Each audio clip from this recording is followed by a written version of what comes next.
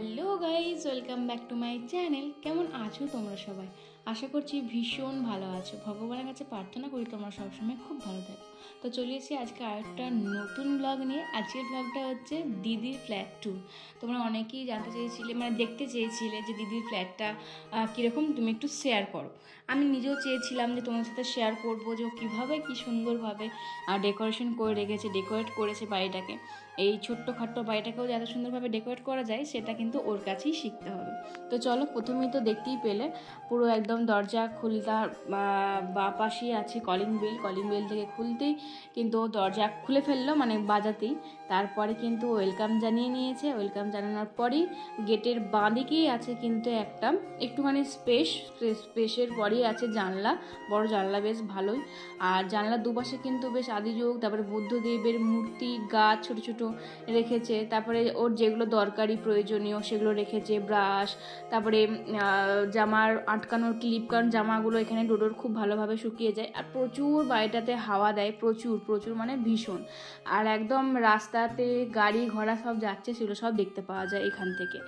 আর এখানে আছে বেসিন আর বাথরুম, আর বেসিনের উপরে আছে অ্যাকোয়াগার্ড, যেটা আমাদের এই বাড়িতে সেদিনে এসেছিলো না, যে তোমাদেরকে দেখালাম, সেটাই কিন্তু দেখো লাগিয়ে দিয়েছে। কত সুন্দর লাগছে না? বেশ সুন্দর হয়েছে এখানে ডেকোরেশনটা।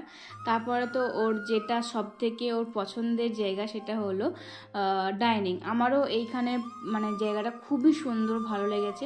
এত সুন্দরভাবে ডেকোরেশন করেছে এইটুকু জায়গাটাকে, অসাধারণ লাগছে। যে আমাদের বাড়িতে যে সোফাটা ছিল সেই সেম সোফাই নিয়ে গেছে, কিন্তু ওই সোফাটাকেই আবার এত সুন্দর সোফা কভার পরিয়েছে, এত সুন্দর লাগছে। তার সাথে আবার কুশানগুলোতে এত সুন্দর কভার পরিয়ে এত ভালো লাগছে কি বলবো। আর এখন তো সূর্যমুখীটা যেন ট্রেন্ডে যাচ্ছে, যেখানেই দাও না কেন সেখানেই ভালো লাগবে। তো তারপরে এই যে দুটো সেলফ কিনেছে, সেখানেতে এই সুন্দর সুন্দর পেঁচার মূর্তি, তার সাথে একটা গাছ, তারপরে বুদ্ধদেবের মূর্তি, তার সাথে একটা গাছ, তারপরে তিনটে এই যে ফ্রেম রেখেছে পরকে পর। তো খুবই সুন্দর লাগছে। এই সব কিছু ও কিন্তু নিজে দেখে দেখে কিনেছে অনলাইন থেকে। তোমরা যদি লিঙ্ক চাও কোনোটারও, সেটা কিন্তু অবশ্যই আমাকে জানিও, অবশ্যই আমি তোমাদেরকে দিয়ে দেবো। তার পাশেই আছে একটা কিন্তু ল্যাম্পসেটটাও কিন্তু কি সুন্দরভাবে সাজিয়ে রেখেছে। ওটা আমাদের ছিল, আমাদের বাড়ি থেকে নিয়ে গেছে, মা দিয়েছে ওকে। তো তারপরে এখানে ওর রুমে ঢুকতেই ও কিন্তু রেখেছে ওদের তিনজনের একটা ফটো, ওর দাদার আর ডোডোর। এই ছবিটা কিন্তু আমিই তুলে দিয়েছিলাম।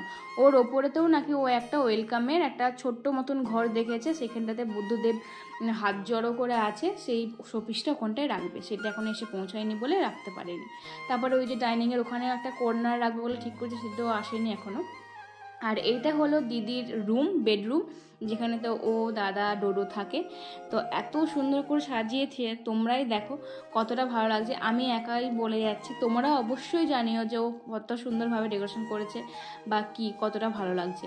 তো এই যে ডোডোর বসার জায়গাটা ওখানটায় রেখেছে। তারপরে ডোডোর যেগুলোতে জামা রাখতো ছোটোবেলায় আগে, সেটাও ওই একটা ফুলের টব কিনেছে, গাছ কিনেছে, সেটার ভিতরে ওটা রেখে দিয়েছে। বেশ ভালোই লাগছে, খারাপ লাগছে না, শুধু রাখলেও বেশ ভালোই লাগতো। তারপর ওই যে ওখানে আছে ডোডোর একটা খেলনা। আর এখানে আছে বড় জানলা, দেখতেই পাচ্ছ কত সুন্দর হাওয়া দিচ্ছে। আর জানলা থেকে বেশ রোদও আসে যেমন, আর হাওয়াও আসে তেমন, অসাধারণ, সেটাই ও বলছে। আর জানলার সাথে এই পর্দাগুলো নিজে কিনেছে, খুব সুন্দর হয়েছে। তবে বেড কাভারটা, বেডশিটটা কিন্তু ম্যাচিং যেটা কিনেছিল সেটা এখনও এসে পৌঁছায়নি, সেই জন্য ও বলছে যে যেদিন আসবে সেদিনে শেয়ার করব। তারপরে যে নিচে একটা ম্যাট কিনেছে, ওটা আমাদের কতুলপুর থেকেই বোধহয় কিনে নিয়ে গেছিলো সেদিনকে। বেশ সুন্দর হয়েছে। আর বেডের পাশেই এই টেবিলটাতে রেখেছে বুদ্ধদেবের মূর্তি, সাথে এই যে একটা গাছ, আর তার পাশেও আছে একটা ছোট্ট গাছ। তুমি দেখবে গাছ ঘরেতে রাখলে যে কোনো জায়গাতেই যেখানেই রাখো না কেন, সেখানটাই কিন্তু অপূর্ব সুন্দর লাগে, ঘরের সৌন্দর্যটাকে আরও কিন্তু বাড়িয়ে দেয়। সেটা আর্টিফিশিয়াল গাছ হোক বা অরিজিনাল গাছ হোক, অসাধারণ দেখতে লাগে।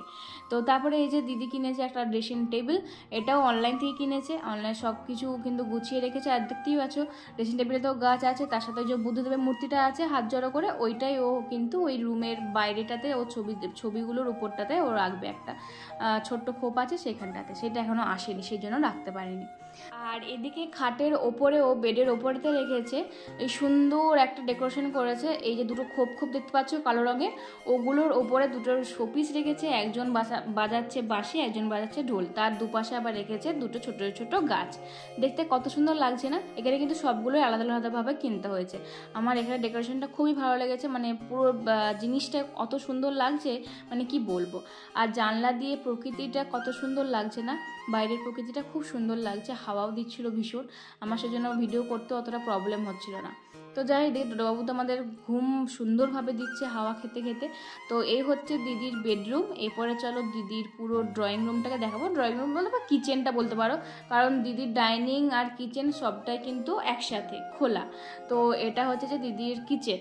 তো দিদির কিচেনটাও কত সুন্দরভাবে সাজিয়ে রেখেছে। দিদি বলছে আমি এখানে সব থেকে বেশি টাইমটা কাটাই, আমার খুব ভালো লাগে এখানটা। তো দিদি এই ফ্রিজটা তো আমাদের কাছ থেকে নিয়ে এসে তোমরা জানো। তো দিদি এই ফ্রিজের ওপরেতে রেখেছে বড়দিদির বার্থডেতে, মানে বড়দিদি ওকে দিয়েছিল বার্থডেতে ওই মূর্তিগুলো, বুদ্ধদেবের চারজন, চোখে দেখবো না কানে শুনবো না বলে ওই সবগুলো।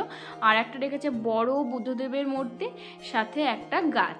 আর এই যে ফ্রিজের ভিতরটা দেখিয়ে দিল তো এটা। আর ফ্রিজের ওপরে ওর সাদা রঙের কভারটাও কিনেছে। তার পাশে এই যে দুটো থাক কিনেছে আর কি, নীল রঙের একটা, লাল রঙের একটা। তোমাদেরকে তো দেখিয়েছিলাম যেদিনকে কিনেছিল সেদিনকে ও দেখিয়েছিল। তো তার মধ্যেখানে তো ও অনেক কিছু ডিবে ডাবা রেখেছে, চামচ টামচ রেখেছে। তারপরে এই যে উপরটাতে রেখেছে, এই পাশটাতেও রেখেছে, সেই যেন ধরে আছে দুটো মানুষ দুদিক দিয়ে, এরকম সেলফগুলোও রেখেছে। সেখানে তো সুন্দর করে ও মশলাপাতি সাজিয়ে রেখেছে, কফি রেখেছে, বেশ সুন্দর লাগছে। লিঙ্ক চাইলে অবশ্যই বলো, দিয়ে দেবো। তারপর নিচে রেখেছে ডিনার সেট।